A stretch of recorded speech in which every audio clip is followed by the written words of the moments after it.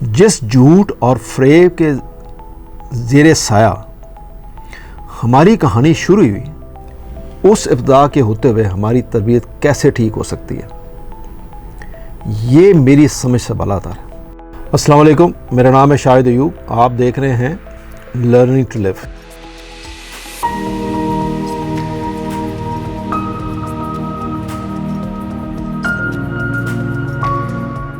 آج کا موضوع تھوڑا سا سینسٹیو ان دا سینس اس لیے ہے کہ میرا کوئی بھی دوست، بھائی، بہن فرینڈ نہ ہو کہ یہ میں نے کیا کہا، بٹ اس کے پیچھے تھوڑا سا غور کیجیے گا کہ مقصود کسی کی بھی دل آزاری نہیں ہے، لیکن جو میں کہنا چاہ رہا ہوں وہ اس کو ذرا سوچیے گا جا کے کہ یہ بات ایسی ہے یا نہیں۔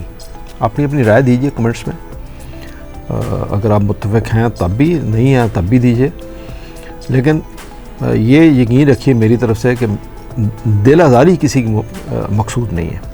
کچھ میں یوں عرض کرتا ہوں کہ دیکھیے، مرد جو کپڑے پہنتا نا، اس کے پیچھے عورت کی صفائی دکھائی دیتی ہے۔ یعنی ایک ہسبینڈ جب صاف ستھرے اچھے نیٹ اینڈ کلین کپڑے پہن کے باہر جاتا ہے تو پتہ چلتا ہے کہ اس کی گھر میں جو اس کی وائف ہے وہ کس طرح کی ہے، صفائی پسند ہے۔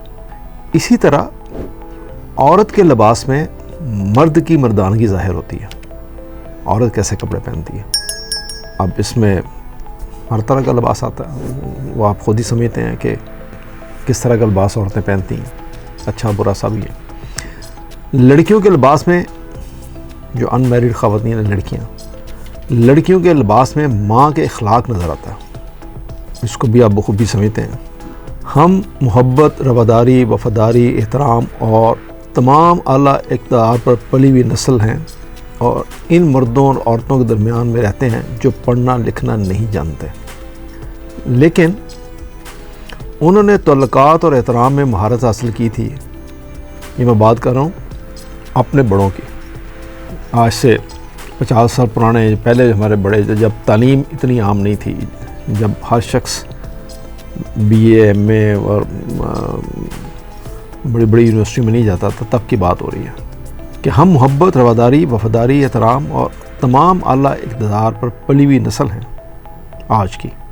ہم ان مردوں اور عورتوں کے درمیان میں رہتے تھے جو پڑھنا لکھنا نہیں جانتے تھے، لیکن انہوں نے تعلقات اور احترام میں مہارت حاصل کی تھی۔ انہوں نے ادب نہیں پڑھا لیکن ہمیں ادب سکھایا۔ جیسے میری والدہ بہت پڑھی لکھی نہیں تھی، اور بہت سے لوگ ایسے ہیں۔ انہوں نے فطرت کے قوانین اور حیاتیات کا مطالعہ نہیں کیا تھا، لیکن انہوں نے ہمیں شائستگی کا فن سکھایا۔ انہوں نے رشتوں کی ایک بھی کتاب نہیں پڑھی تھی، لیکن اچھا سلوک اور احترام سکھایا۔ انہوں نے مذہب کا گہرائی سے مطالعہ نہیں کیا تھا، لیکن ہمیں ایمان کا مفہوم سکھایا۔ انہوں نے منصوبہ بندی کا مطالعہ نہیں کیا، لیکن انہوں نے ہمیں دور اندیشی سکھائی۔ ہم میں سے اکثر کو گھر میں اونچی آواز میں بولنے کی ہمت نہیں ہوتی تھی۔ ہم وہ نسل ہیں جو گھر کے صحن میں بجلی بند ہونے پر سو جایا کرتے تھے، پنکھے کی ضرورت نہیں ہوتی تھی۔ ہم آپس میں ایک دوسرے سے بات کرتے تھے، مگر ایک دوسرے کے بارے میں بات نہیں کرتے تھے۔ ایک دوسرے کے ساتھ بات تو کرتے تھے، پر ایک دوسرے کے بارے میں بات نہیں کرتے تھے۔ یہ بہت بڑا فرق ہے۔ ہماری دلی محبت اور تعریفیں ان لوگوں کے لیے جنہوں نے ہمیں یہ سکھایا کہ والدین کی عزت ہوتی ہے، استاد کی عزت ہوتی ہے، محلے دار کی عزت ہوتی ہے، رفاقت کی عزت ہوتی ہے، اور دوستی کی عزت ہوتی ہے۔ ہم ساتھ میں پڑوسی کی عزت بھی کرتے تھے، اور بھائی اور دوست کے ساتھ اخراجات اور راز بانٹتے تھے۔ میری دعا ان لوگوں کے لیے جنہوں نے وہ خوبصورت لمحات گزارے، اور اس نسل کے لیے جس نے ہمیں پرورش اور تعلیم دی، اور ہم سب کے دادا دادی، نانا نانی اور اماں ابا کے لیے، سب کے لیے دعائیں۔ یہ تو میں نے آپ کو ایک بیان کیا ان لوگوں کی تعریف میں جنہوں نے ہمیں پالا۔ اس میں سے کچھ لوگ، جیسے میں نے اپنی والدہ کا ذکر کیا کہ بہت زیادہ پڑھی لکھی نہیں تھی، تو ان میں سے بہت سارے لوگ تو ایسے تھے جو نہیں پڑھے ہوئے تھے، بہت تھوڑے تھے جو بہت اچھا پڑھے ہوئے تھے، لیکن مولی تھوڑا بہت 5-10 جماعتیں کچھ لوگ ایسے تھے جنہوں نے کی ہوئی، بٹ ان کو آپ اس طرح تعلیم یافتہ نہیں کہہ سکتے جس طرح کہ ہم تعلیم یافتہ کی ڈیفینیشن آج کرتے ہیں، یا فلسفے کو یا ریاضی کو یا دین کو، قرآن پاک کے ترجمے کو یا اس کی تفسیر کو یا باقی لٹریچر کو، ادب کو، ان سب نے اس طرح نہیں پڑھا ہوا تھا جس طرح آج ہم، پتہ نہیں آج بھی پڑھتے ہیں کہ نہیں پڑھتے، بل ان سب چیزوں کو تو آج بھی بہت ہم کم ہی پڑھتے ہیں، بٹ پھر بھی انہوں نے تو بالکل نہیں پڑھا ہوا تھا، بہت تھوڑے تھے، شاید ہی کوئی ہوگا جنہوں نے پڑھا ہوگا۔ بل اس زمانے میں مولانا مودودی جیسے لوگ بھی تھے، علامہ اقبال جیسے لوگ بھی تھے، قائد اعظم جیسے لوگ بھی تھے۔ اب علامہ اقبال کی والدہ کو آپ دیکھ لیجئے کتنا پڑھی تھی، بالکل نہیں پڑھی ہوئی تھی۔ تو یہ بٹ ان کے یہاں علامہ اقبال پیدا ہوا۔ اب آئیے ذرا ایک دوسرا پہلو جو تھوڑا تکلیف دہ ہے، میں باقی دنیا کی بات تو نہیں کروں گا چونکہ میں پاکستان میں پیدا ہوا ہوں اور یہی میں نے مرنا ہے۔ یہ جو میں نے پہلے آپ سے عرض کیا کہ جس پر ہمارے ہاں ہر شخص تقریباً متفق ہے اور ہم اپنے بڑوں کی اس حد تک تعریف کرتے ہیں کہ انہوں نے ہماری تربیت، یا پھر ہم اپنے آنے والی نسلوں کی تربیت بہت اچھی کر رہے ہیں، تو گزارش ہے کہ اگر ہمارے بڑوں نے ہماری تربیت اتنی اچھی کی تھی تو پھر آج یہ معاشرہ اس قدر زوال پذیر کیوں ہے؟ یہ ذرا آپ مجھے سوچ کے بتائیے کہ اگر یہ سب ہم سمجھ لیں کہ ہمارے بڑوں نے ہماری تربیت بہت اچھی کی تھی اور بڑا اچھی اخلاقیات اور بڑی اچھی اقدار ہمیں سکھائی ساری کی ساری، تو پھر یہ 75 سال کے بعد جو آج کا معاشرہ ہے یہ کیسے پیدا ہوا، جہاں پہ قدم قدم پہ جھوٹ، قدم قدم پہ جھوٹ، تو خیر سب تو ہوگا نا، ہم وہاں پہنچ گئے جہاں ہم کسی دوسرے پہ اعتبار ہی نہیں کرتے، کوئی ایک شخص دوسرے پہ اعتبار نہیں کرتا، جھوٹ کی تو یہ لمٹ آ گئی ہے۔ ملاوٹ، چوری، ناانصافی، بدماشی، کروزر کلچر، ویگو کلچر، جی، اور پتہ نہیں کون سا کلچر، جی، کنال کا گھر، 2 کنال کا گھر، 8 کنال کا گھر، 12 کنال کا گھر، 100 کنال کا گھر، یہ جو سب چیزیں پیدا ہوئیں، یہ جو بدماشیاں پیدا ہوئیں، دوسرے کو نہ سننے کی عادت، دوسرے کو عدم برداشت، غصہ، یہ جو سب چیزیں ہیں یہ اس قوم میں کیسے پیدا ہوئیں اگر وہ ساری چیزیں ہمارے بڑوں نے ہمیں اچھی سکھائی تھی؟ یہ وہ سوال ہے جو مجھے چپتا ہے۔ آپ اس پہ ذرا بتائیے، اگر آپ کے پاس اس کا کوئی جواب ہے تو کمنٹس میں دیجیے۔ تو پھر میری رائے یہ ہے، آپ وہ سن لیجئے، پھر اپنی رائے بعد میں دیجیے۔ تو جب کوئی مورخ پاکستان کی تاریخ لکھے گا تو کیا لکھے گا؟ میری نظر میں وہ سنیے کیا لکھے گا۔ وہ کہے گا قوم عاد، قوم سمود اور قوم لوط کے سارے مجموعی گناہ اس قوم میں پائے جاتے ہیں۔ آپ سوچ لیجئے، یعنی بچوں کے اغوا، ان کے ساتھ جنسی تشدد، پھر اس کی ویڈیو بناتے ہیں اور پھر ہم ان سے سیل کرتے ہیں، اور پھر بتائیے کس کو سزا ہوئی اور کتنے لوگوں کو سزا ہوئی۔ پھر عورتوں کو ہم اٹھاتے ہیں، ان کو زندہ جلاتے ہیں، ان کے اوپر تیزاب پھینکتے ہیں۔ اسی طرح مردوں کے ساتھ کیا کچھ نہیں ہوتا۔ پھر ہم ملاوٹ کرتے ہیں، پھر ہم کم تولتے ہیں، پھر ہم جھوٹی قسمیں کھاتے ہیں، پھر ہم جھوٹے وعدے کرتے ہیں۔ یہ سارے گناہ ہمارے اندر شامل ہیں۔ قیامت کے دن وعدوں کے بارے میں پوچھا جائے گا۔ آپ سوچ لیے کتنے لوگ وعدہ پورا کرتے ہیں۔ آپ خود ہی باہر نکلیں اور آپ اس کو انویسٹیگیٹ کریں کہ کتنے لوگ اپنا وعدہ پورا کرتے ہیں۔ آپ کہتے ہیں میں 9 بجے آؤں گا، کتنے لوگ ہیں پرسنٹیج وائز جو 9 بجے آتے ہیں؟ یہ جو بھی ٹائم دیں، کتنے لوگ ہیں؟ آپ آج ایک بوند خالص دودھ کی ڈھونڈنے کے لیے نکلیں تو آپ مجھے بتائیے کہ آپ گارنٹی سے کہہ سکتے ہیں کہ آپ کو وہ دودھ خالص دے رہا ہے؟ آپ 2 منٹ کے لیے ادھر کریں، وہ دیکھیں آپ کے ساتھ کیا کرتے ہیں دودھ میں۔ کل ایک ٹی وی پہ پروگرام آ رہا تھا، مجھے نہیں پتا وہ کس حد تک سچ ہے یا جھوٹ ہے، میں نے اس کی انویسٹیگیشن نہیں کی اور اس لیے میں اس کے بارے میں رائے نہیں دے سکتا، لیکن وہ کہتے ہیں کہ 3000 جیلی فیکٹری ہیں، جیلی دوائیاں بنانے والی 3000 پاکستان میں۔ اب اندازہ کیجئے۔ تو آگے چلیے، تو قوم عاد، قوم سمود، قوم لوط کے سارے مجموعی گناہ اس قوم میں پائے جاتے ہیں۔ یہ ایک ایسی قوم تھی جو نام تو اللہ کے لیتی تھی مگر مانتی اپنے اعلیٰ کاروں کی تھی، قرآن کو اللہ کی کتاب مانتی تھی، پر عمل کے لیے انسانی ہاتھ کی لکھی ہوئی کتابوں پر عمل پیرا تھی۔ ایک ایسی قوم تھی جس کو تعلیم صرف جاہل بنانے کے لیے دی جاتی تھی۔ ایک ایسی قوم تھی جس کے مذہبی پیشوا خود تو دنیا کی ہر آسائش سے لطف اندوز ہوتے تھے، مگر ان غافلین کو غربت افلاس کے فائدے بتا کر جنت کے ٹکڑے دیتے تھے۔ آپ دیکھ لیجئے، آپ مزاروں پہ چلے جائیں، پیروں کے پاس چلے جائیں، لوگ جناب ان کو نذرانے دے رہے ہیں، پیسے دے رہے ہیں، وہ خود کھرب پتی ہو گیا، ارب پتی ہو گیا، اور قوم جا رہی اس کے پاس کھڑی اس کے سامنے اور نذرانے دے رہی ہے۔ جب ہم کسی کو یہ کہیں کہ غربت ایک آزمائش ہے اللہ کی طرف سے، مطلب یہ ہے ہماری سوچ، غربت ایک لعنت نہیں ہے کہ آپ کسی کو یہ بولیں کہ تم غریب پیدا ہوئے تو اللہ کی آزمائش ہے۔ یہ آپ کسی کا حق مار لیں، اس کو اس کا حق نہ دیں، خود اپنا گھر بھریں اور دوسروں کو یہ کہیں کہ یہ غربت ایک آزمائش ہے، تو یہ ان پیروں فقیروں کا حال ہے۔ ایک کہ ان کے حکمران بادشاہوں کی طرح زندگی گزارتے ہیں، مگر اس قوم کے نچلے طبقے کے پاس کھانے کو روٹی بھی میسر نہیں ہے۔ یہ ایک ایسی قوم، مورخ لکھے گا کہ قوم میں انصاف بکتا تھا، طاقتور کے لیے علیحدہ قانون، غربا کے لیے الگ قانون۔ اس قوم کے قاضی عدل کرنے سے عاری تھے، اس قوم کے سیاستدان خود غرض نااہل تھے اور بے حس تھے، مگر ایک قوم ایسے سیاستدانوں کو اپنا مسیحا سمجھتی تھی اور ان کے لیے ایک دوسرے کی گردن کاٹنے کو بھی تیار رہتی تھی۔ مورخ لکھے گا کہ اس قوم کے اکثر لوگ دوسرے ملکوں میں بسنے کو ترجیح دیتے تھے، مگر اپنی قومی ذہنیت اپنے ساتھ لے کے جاتے تھے، اور تہذیب یافتہ ممالک میں بھی انہیں تہذیب سکھانے سے قاصر رہی۔ آپ یہ اندازہ کیجئے کہ یہ جو فقرہ میں نے کہا، میں اس کو دوبارہ پڑھتا ہوں، اس قوم کے اکثر لوگ دوسرے ملکوں میں بسنے کو ترجیح دیتے تھے، مگر اپنی قومی ذہنیت اپنے ساتھ لے کے جاتے تھے، اور تہذیب یافتہ ممالک میں انہیں تہذیب سکھانے سے بھی قاصر رہے۔ یہ جو فکرہ ہے، اس کے ثبوت کے طور پہ میں آپ کو صرف یہ ذکر کرتا چلوں، جیسے میں نے آپ کو ہمیشہ کہا کہ میں 25-30 سال اس فلائنگ میں شعبے سے منسلک رہا ہوں، اور میرا کام تھا ٹریول کرنا، اور میرا ایک شوق ہے لوگوں سے ملنا۔